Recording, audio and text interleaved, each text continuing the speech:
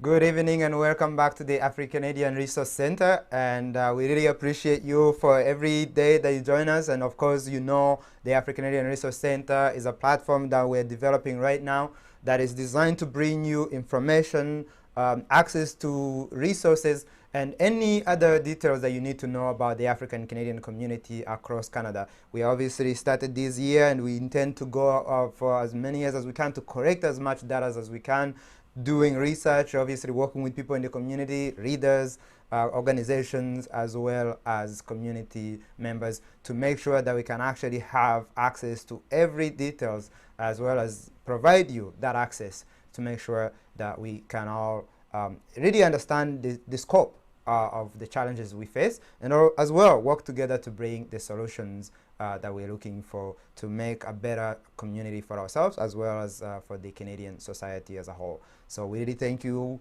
for joining us every evening, and we will continue to bring you these programs. And today, we're going to talk to you. We're going to bring you a guest who is a recruiter for Seneca College, who is focused on recruiting students from Africa. And we're going to talk to him about the challenges and the issues in that area. And there is a lot that we talked about, but really it's more about looking at ways to improve the system, but also for him specifically to engage the Africans, to engage young people who are interested in coming to schools. So if you are somewhere abroad and you're interested in coming to Canada, if you're a person here who knows somebody that is interested in coming to study in Canada, today is the program for you if you're interested in coming, especially for Seneca College. But as we do every evening, first, we have some news for you.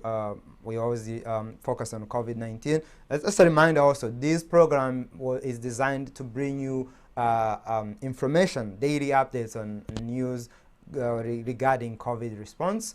It is why we were funded to provide you this program, and so that's why we make sure that we let you know what's going on, especially here in Toronto and other major cities across Canada, and tonight is no different. We're learning that Ontario reported 827 new cases as of today, and these with 4 new deaths as well. Obviously, this is a better number than what we saw yesterday. We reached all the way to 1,000 on Sunday, so this is really good.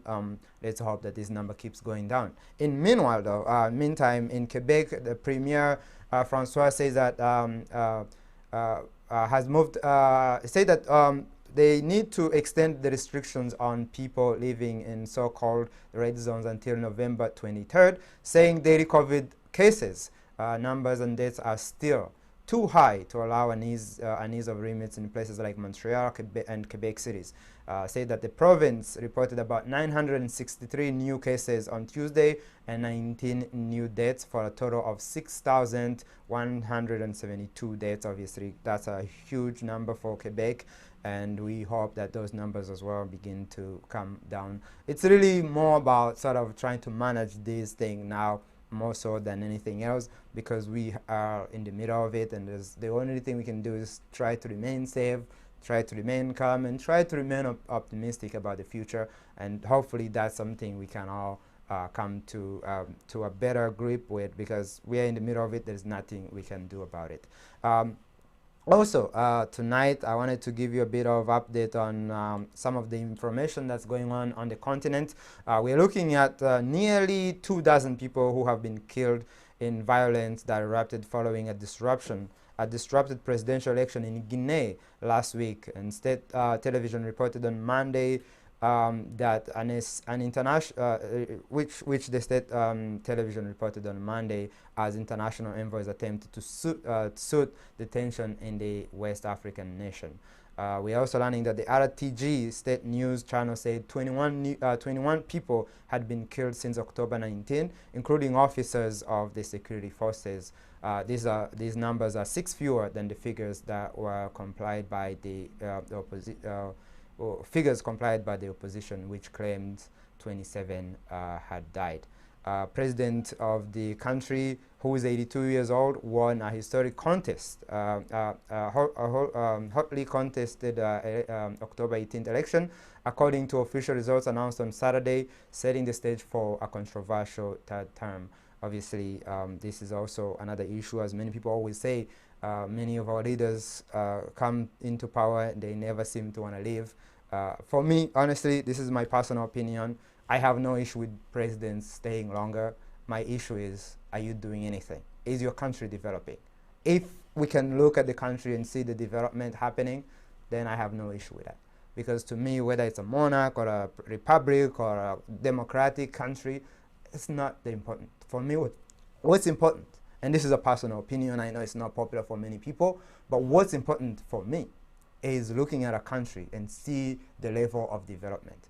If a country has not developed from the time you get into office to now, and let's say you're in office for 8, 15, 20 years, then I think it's about time you step aside. I think to me that's the measure we should look at African nations.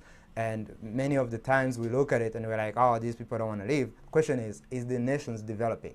If they are, then you should be able to beat them on the, you should be able to try and beat them on the ballot box. But if there is nothing happening, if you come in power and the country sort of is going backwards, I think it's a matter of referendums or whatever that needs to take place. So whatever that's going on in Guinea, let's hope that that nation is developing, and if it's not, then yeah, let's look at that age. You know. Anyways, that's more of what we had for you on the news and a bit of my own opinion, obviously. Yeah, we continue to do this every night. We let you know what's going on here. We also go to the motherland a bit. But overall, our focus is to bring you details, information, and resources within the African Canadian communities. And that is what we're going to do right after this break.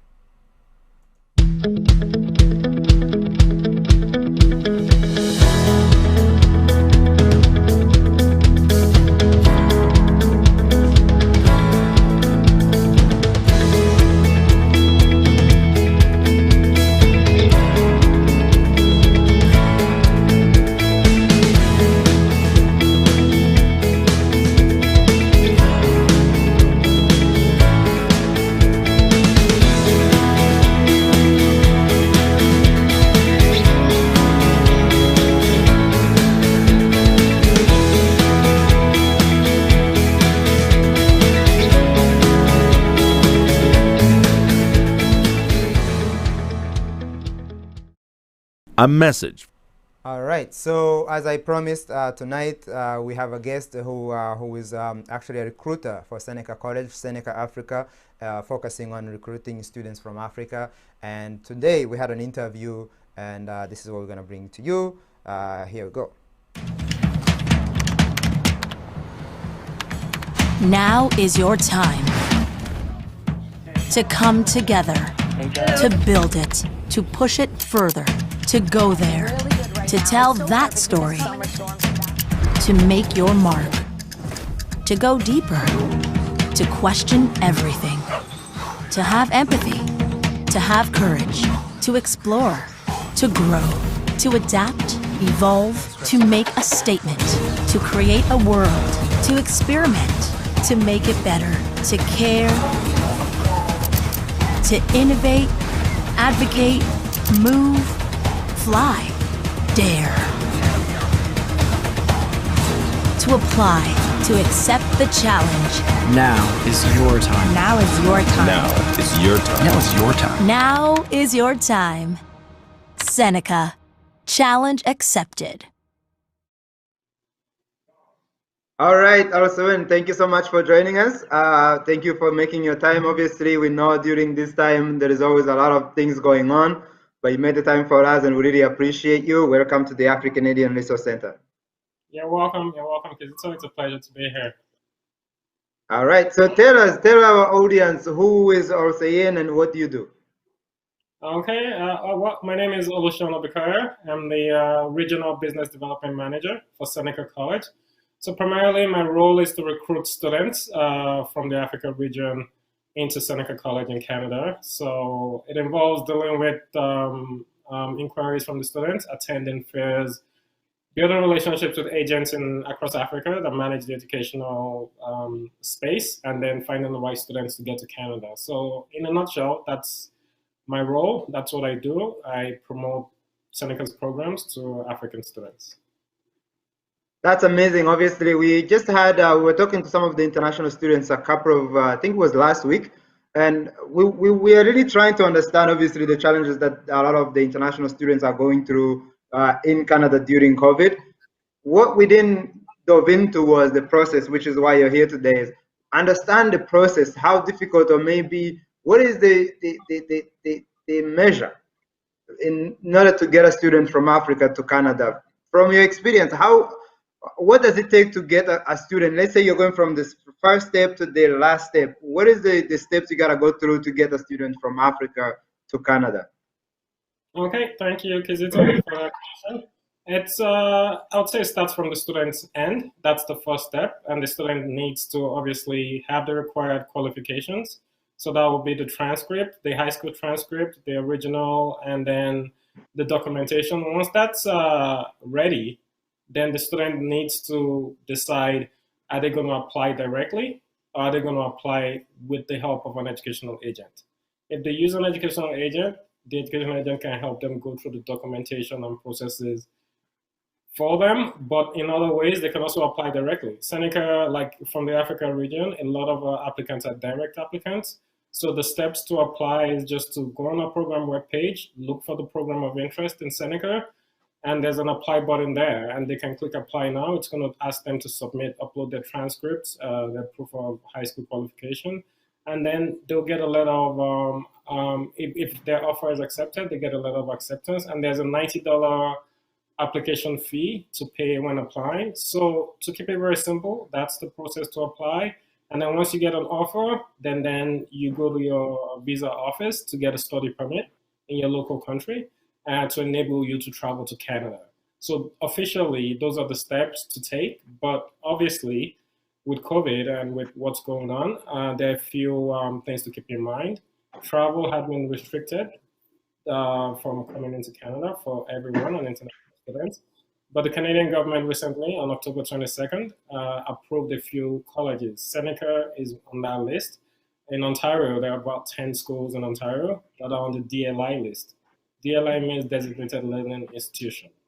So what that means is if there's a student in Africa that has an offer to Seneca and the visa is approved, the student is allowed during this COVID to travel to Canada and then go through quarantine process, because Seneca is one of the colleges that has a quarantine agreement.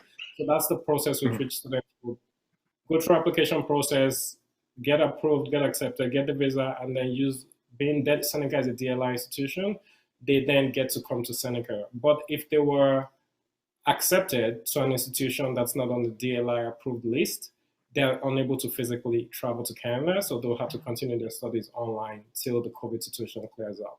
So that's the current update on how students can go from high school completion to applying to Seneca and then coming to Canada. And I guess I'm curious, what does it require for you, for Seneca, for those institutions to be on the DNI list? What is the requirement for those colleges like yours to be on the list?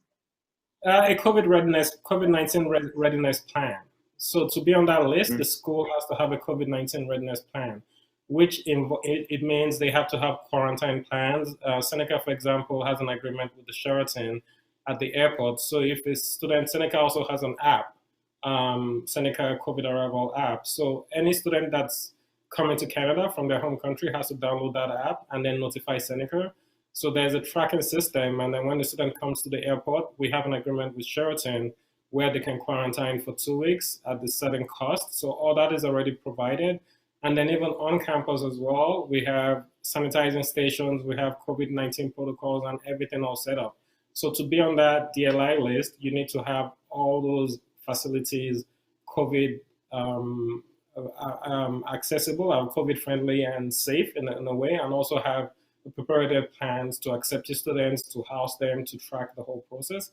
That's what it takes to be on that list, on that DLI list. It makes sense, and I thought. Go ahead, please. I was just going to mention, with regards to the student, in terms of applying and then getting to Seneca, a key aspect of that is also proof of payment. In addition to having the academic qualifications, the student also have to be able to show proof of payment to be able to live in Canada and have the financial resources to support them. And you know what, let me ask you this question now. I was thinking maybe I'm going to ask you that question after, but obviously you being an African, myself an African as well, looking at the challenges that we face economically, socio-economically back home and here in Canada, how difficult or what is the challenge or what is it compared to other communities? Are we like making up the numbers? Because when we did the report last week, we counted for only 6% of international students coming into Canada. 6% looking at our continent, where obviously we are like a large continent. We know for sure we're not getting enough people into Canada. For Seneca College, are you getting enough students from Africa? If not, why? What are the challenges? That is a good question because you know, we are getting students from Africa. When you say are we getting enough, the direct answer is no. We need more. We have been looking for more, and we'll keep trying to get more. But the main challenge we face is there's a huge visa rejection rate for applicants from the African continent. Nigeria, Ghana, Kenya are huge, huge issues. Our directors and our officials here have spoken to the Canadian High Commissioners, and it's we've brought it up time and time again.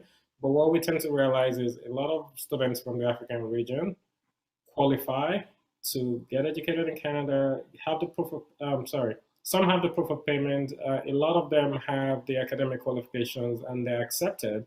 However, they get rejected by the visa office. So the rejection rate, for example, in Nigeria and Ghana for some years, Algeria as well, was in the 80%. So 80%, 8 out of 10 that applied got rejected, even though they had met all the requirements for the school and the school had given them permission. So that's one huge challenge that we come across. And the rejection, in a lot of instances, we're still trying to determine how fair it is or what the situation is. But some of the students meet all the requirements. They have the proof of funds somehow for no reason. So there's no rhyme or reason to why they keep getting rejected in such high numbers.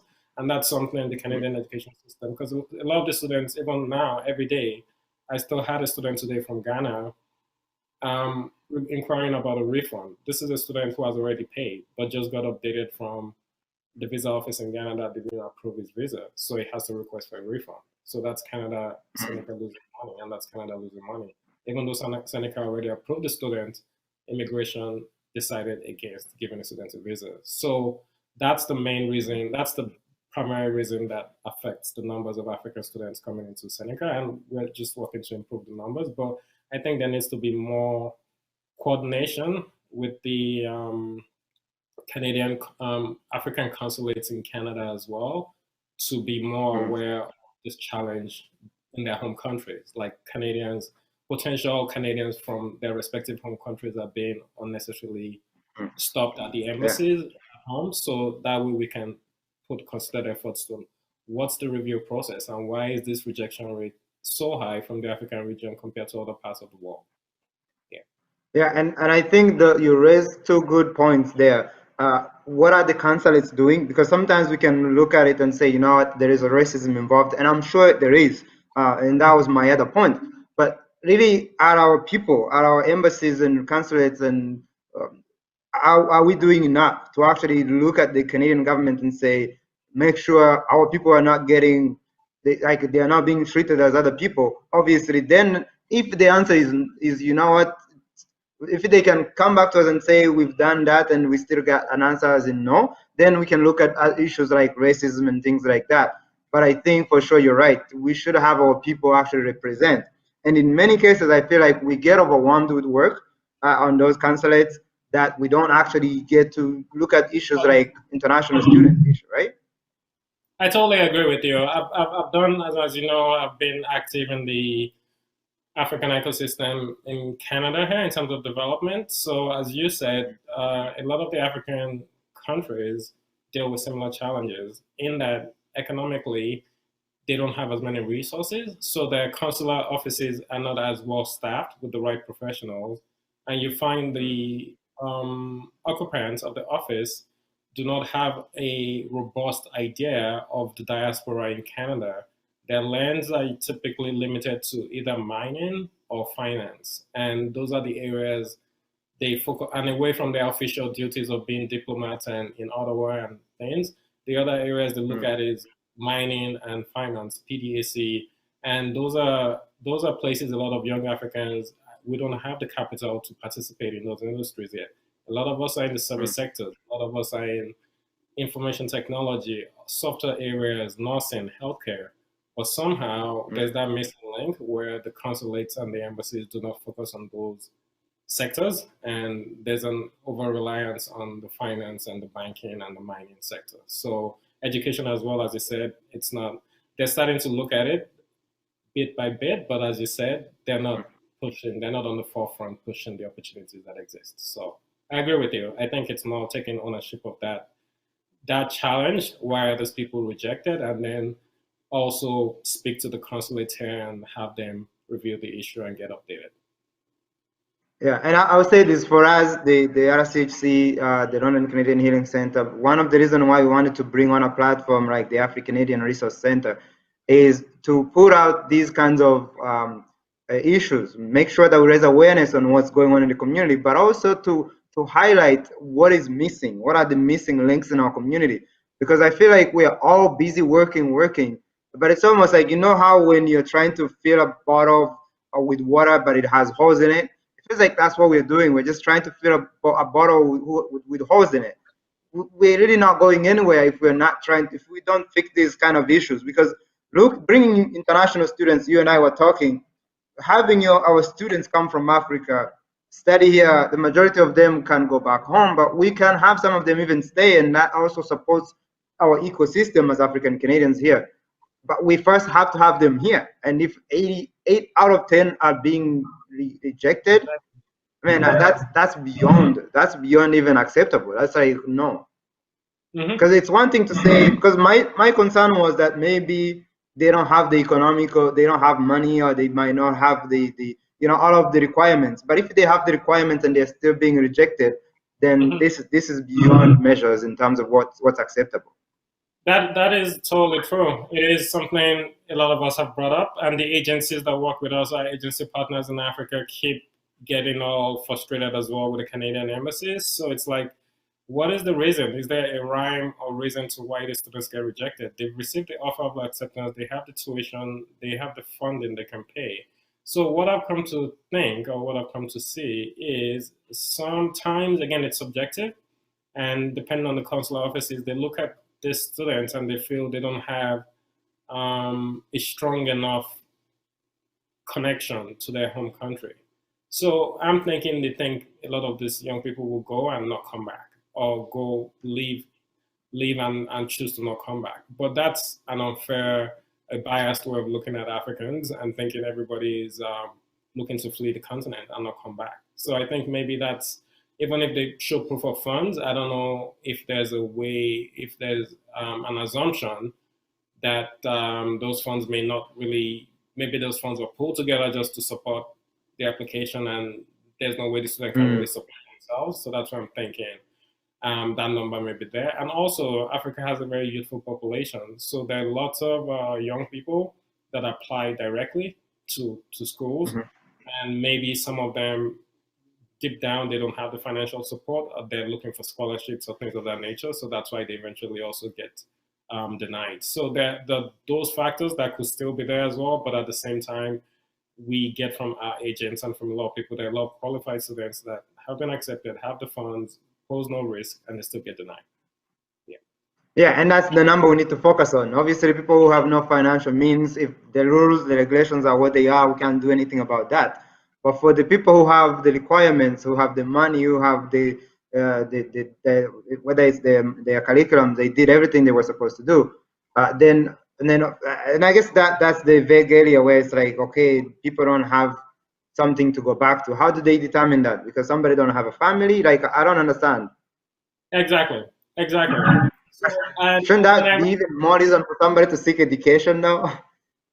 Again, that's the subjective bias of the industry and the immigration officials as well. They have their own job, and they have certain, I don't know the particulars of their job, but maybe they have certain quotas they need to meet from certain countries. Something I had a while back as well, I'm not sure how relevant or true it is. If there's an increase in the number of refugee claimants from a specific country and IRCC, then that country's numbers would also be reduced in terms of the students or the people they allow in. So I'm Okay. not sure how true that was a policy, but and then in Nigeria, from what I heard, in the last 2 or 3 years, there were a huge increase in lots of people claiming refugee status for persecution on there, be it sexual orientation or religious Mm. violence of that nature. So maybe that kind of increase in that number affected, but those are two different demographics to my knowledge. Like the student Yeah. population should be treated differently from people looking to claim refugee status. Yeah. Yeah. And I don't mean to take you there, so maybe we don't have to go further into it. But I know for sure that Africa, we do have our part to play. There is a lot we need to do. We are behind on a lot of things. So let's not put the blame on Canada alone. But for sure, if there are places where we feel like this is an injustice, yeah, for me, one of the reasons why I'm asking all these questions is because if we are going to raise an awareness to an issue, at least let's understand it from somebody who's on the ground like yourself, who is actually getting these feedbacks from the continent directly. So really appreciate that. Maybe now I want to ask you more on the what is Seneca College now planning? What are you guys planning for the coming year? What's the plans in place for the students that you're looking to recruit? So the students who are interested, can be okay. That's something I'm definitely interested in being a part of. Definitely. Thanks for that update. So just as I mentioned earlier, Seneca is one of the DLI approved educational institutions.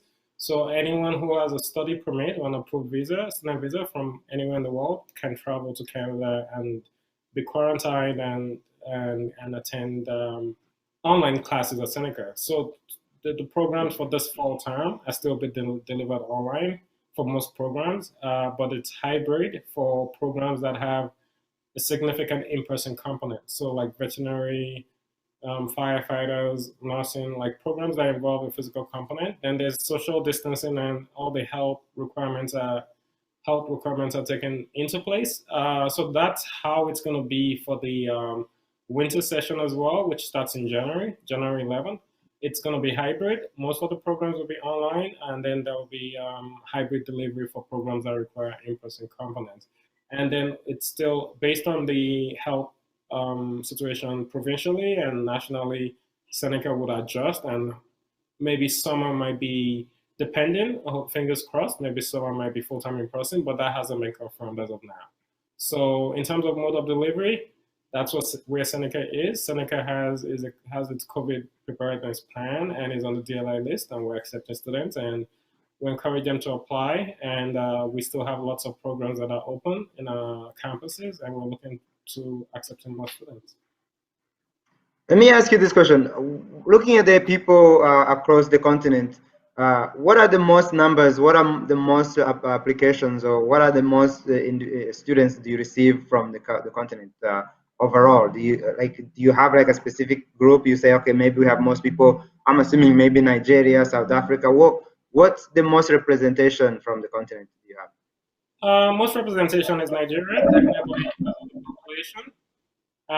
We also have a sizable number of Cameroonians, Kenyans, Ethiopians, and Tanzanians. So those are the top countries. The top countries that come behind are Rwanda, Uganda, and Morocco. Morocco. Yeah. We're somewhere in there, that's good. Yes, you are. And just a quick sample. For example, in Nigeria, the top programs, the top two programs are international transportation and customs. Second program is business. Third program is public relations and corporate communications. For Cameroon, the top program is tourism and services management. So that's an indicator as well. In Cameroon, the top program is tourism as compared to Nigeria. And then second program is supply chain management, global logistics, and accounting and finance. In Tanzania, the top program applied to is computer programming and analysis, and then business administration and management, and then liberal arts. That's in Tanzania. In Kenya, sorry, I don't have Ethiopia's on. Sorry, I don't have Rwanda's on. I have Ethiopia's on. In Kenya, sorry, I wish I brought Rwanda's on. Kenya, Civil engineering is number 1, computer systems technology is number 2, and then international transportation and customs is number 3, which was number 1 in Nigeria. Then for Ethiopia, the number 1 program in Seneca is the Social Service Worker, Immigrant and Refugee Program, and General Arts English for academic purposes. Then number 4 program in Ethiopia is Bachelor's in Commerce. So that's the range of, so even from my own end, that's very insightful information just to see. Yeah, that's very interesting to see the difference in, Yeah, and then Ethiopia struck me as well. Ethiopia has social service. That's a very big program in Seneca for a lot of people from the Caribbean, from Jamaica, and from those places, to Canada and Texas. And that's, you can see here as well, it's also big in some parts of Africa in the Ethiopian demographic. A lot of them come for that program.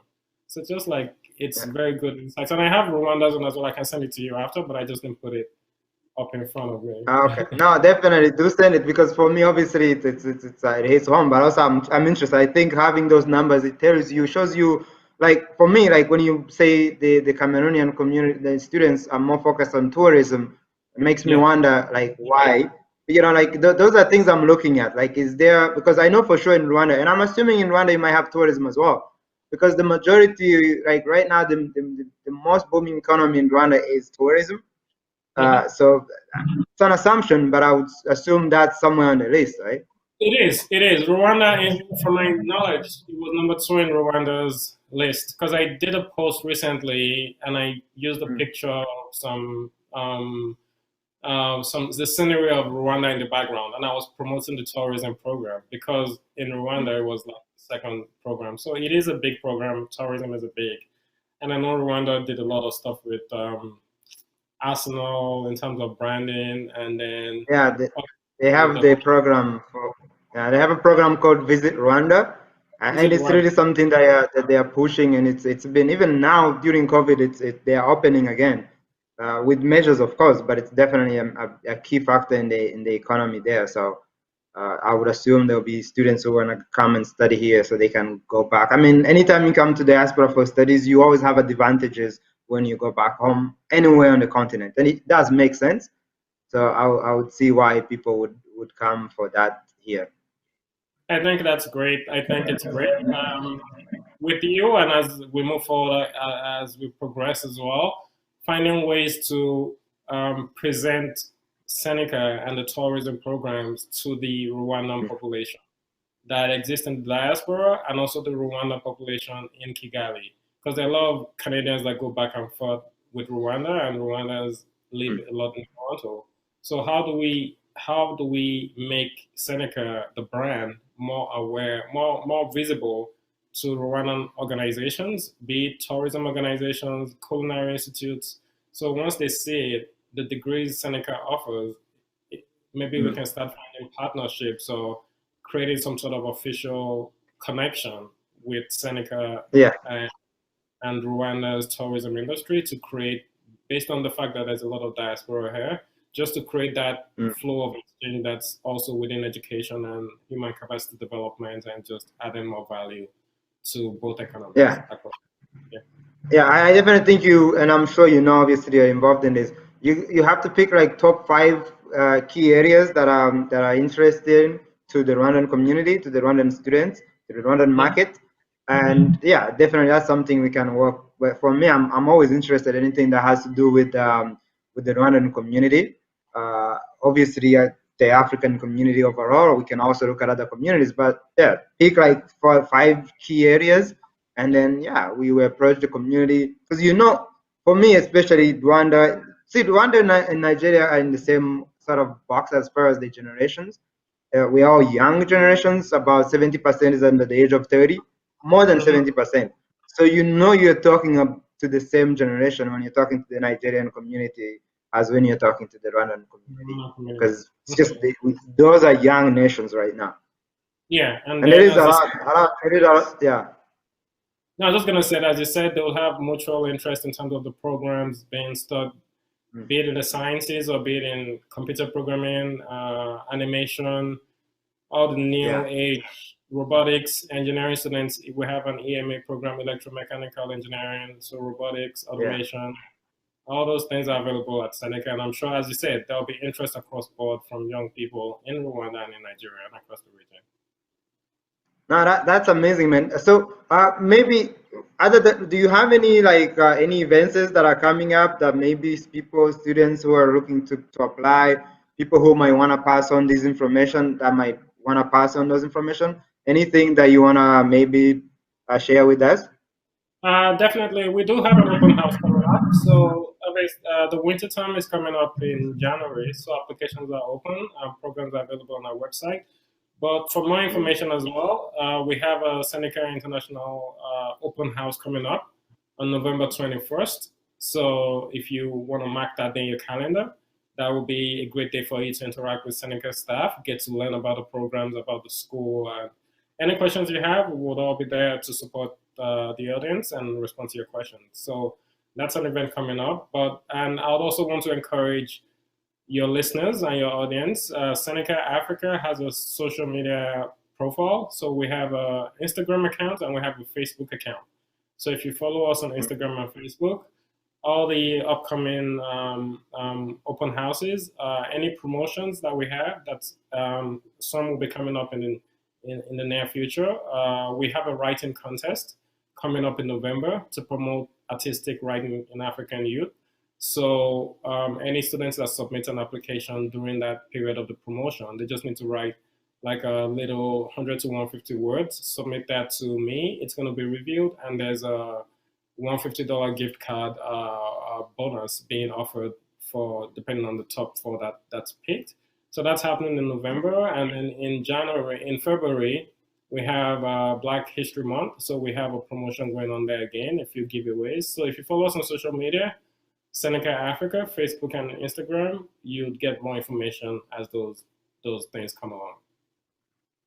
Amazing. Obviously, make sure we'll tag you on this show so you can also share this program as well. But for sure, if anybody's interested, for me, I really want to see more African students come here, study. I don't care if you stay or go back home. I know the government is encouraging young people from Africa to stay here, so it's not something that is against the law. You're wanted here.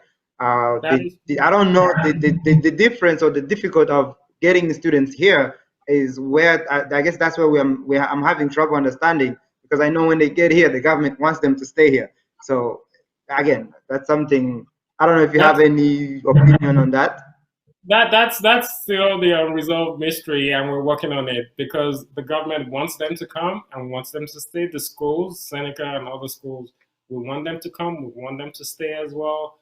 However, we have to rely on Immigration Canada, and Immigration Canada consists of staff and officials that are trained Canadians that are moved from Ottawa to respective African countries, and they have their policies and processes and different metrics they look at in terms of how they review the application. So I think, as you said, we need to continue putting the pressure on our stakeholders that this impacts more directly. So African consulates and African education desks in consulates, they need to be aware of what's going on locally in terms of the rejection rates, and they need to be able to provide updates to us, the schools and other stakeholders on what steps are they making to improve the acceptance of this qualified student.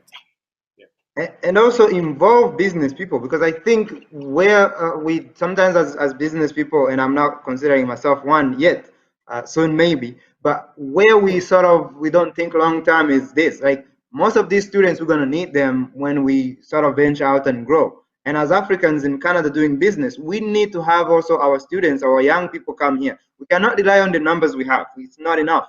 So we also need to push, as far as advocacy is concerned, to Ottawa, to Canada, and say, no, allow our students to come here. Because everyone else is bringing in people in large numbers. We're getting 6%, man. Like, I don't care how much you say somebody's not trying to go back. 6% is just ridiculous. That's global. Mm-hmm.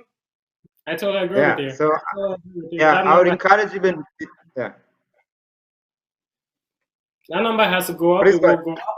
It will go up. We're working on it. We'll keep putting pressure on the officials, and on our own end as well. We're ramping up marketing.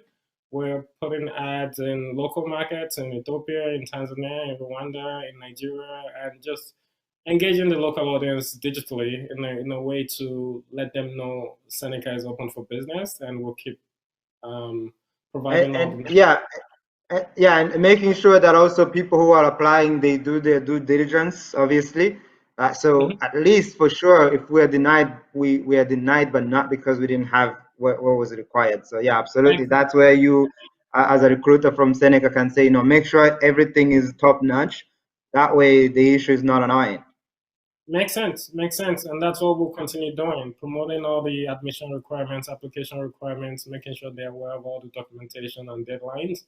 And all that information is publicly available on our website, but we do promote that on our social media accounts as well and communicate that to the students on a regular basis to make sure they're aware of it.